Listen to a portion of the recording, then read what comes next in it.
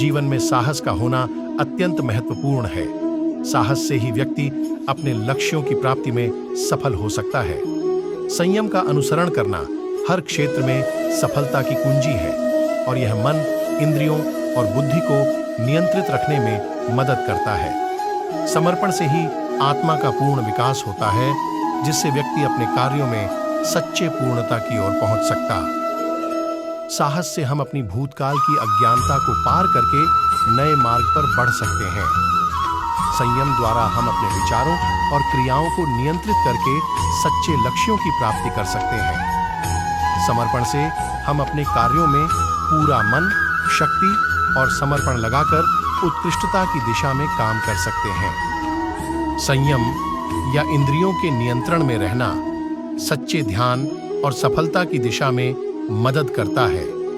समर्पण या अपने कार्यों को ईश्वर के साथ मेल करना एक उच्च उद्देश्य की प्राप्ति के लिए आत्मा को समर्पित करने का माध्यम है।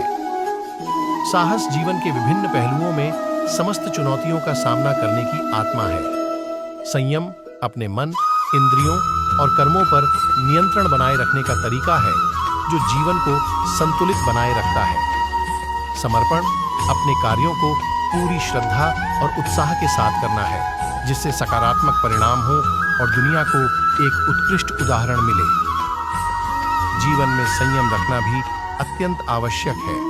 इससे हम अपने मन को नियंत्रित कर सकते हैं और सही निर्णय ले सकते हैं। अगर हम समर्पण से कार्य करेंगे तो हमें सफलता और सुख की प्राप्ति होगी। समर्पण से ही हम अपने कार्यों में पूरा मन, शक्ति और उत्साह लगा सकते हैं। योगस्थः कुरु कर्माणि संगम त्यक्त्वा धनंजय, यानी योग में रहकर कर्म करो और आसक्ति से मुक्त होकर। इससे हम आत्मा को जीत सकते हैं और जीवन को सार्थक बना सकते हैं। कर्म में बर्ताव करो परंतु आसक्ति में नहीं, ताकि आत्मा मुक्ति की दिशा में आगे बढ़ सके। कर्मों में लगे रहकर और उनके फलों को छोड़कर ही हम अच्छे और उदार मनोभाव से जी सकते हैं। आत्मा को जीतकर हम अद्वितीयता में रूपांतरित हो सकते हैं और सच्चे स्वयं को पहचान सकते हैं। इस प्रकार जीवन को एक उदार और उद्दीपना भरा अनुभव बना सकते हैं। हमारा कर्म में ही अधिकार है, लेकिन उसके परिणाम में कभी अटकना नहीं चाहिए। इससे हम सच्चे मार्ग पर चलकर अपनी आत्मा को प्राप्त कर सकते हैं। इस सार्थक जीवन के मार्ग पर चलने का संदेश हमें सदैव प्रेरित करता है। हमें अपनी आत्मा को पहचानना और उसे जीतना चाहिए, ताकि हम जीवन के सभी पहलुओं में सही दिशा में बढ़ सकें। यत्र योगेश्वरः कृष्णो यत्र पार्थो धनुर्धरः तत्र श्रीर्विजयो भूतिर्ध्रुवा नीतिर्मतिर्मम। अर्थात जहां भगवान कृष्ण और अर्जुन हैं, वहां जीत, समृद्धि और स्थिर नीति है। हमें आत्मा को जीतने का प्रयास करना चाहिए, क्योंकि यही हमें सच्चे मुक्ति की दिशा में आगे बढ़ाएगा। आत्मा को जीतकर हम सच्चे मार्ग पर चल सकते हैं और जीवन को आदर्श बना सकते हैं। आत्मनि एवात्मना तुष्टः स्थित प्रज्ञस्त दोच्यते। इसका अर्थ है कि एक व्यक्ति जो अपनी आत्मा के साथ संतुष्ट है, ज्ञानी है और उसका मन स्थिर है, वही सच्चे मार्ग पर चलता है। आत्मा को जीतकर ही सच्चा सुख प्राप्त होता है।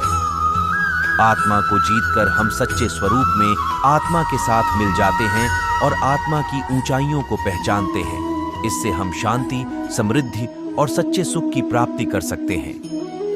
आत्मा को जीतने के लिए साधना और समर्पण के माध्यम से ही हम असली सफलता प्राप्त कर सकते हैं। यह हमें आत्मा की ऊंचाई की दिशा में आगे बढ़ने का मार्ग दिखाता है। आत्मा को जीतना चाहिए, जो केवल शारीरिक संबंधों से ऊपर है। वह कर्म योग के माध्यम से सुख और शांति की प्राप्ति की मार्गदर्शन करते हैं। भक्ति के माध्यम से ईश्वर के प्रति प्रेम और समर्पण में ही असली सत्यता है। हमें कर्म में लिप्त होकर भी आत्मा की प्राप्ति के लिए निष्काम भाव से कार्य करना चाहिए। कर्मण्येवाधिकारस्ते मा फलेषु कदाचन। इस सिद्धांत के अनुसार हमें अपने कर्मों में समर्पित रहकर फल की चिंता नहीं करनी चाहिए। इससे हम आत्मा को जीतकर अद्वितीयता की प्राप्ति कर सकते हैं और जीवन को सार्थक बना सकते हैं।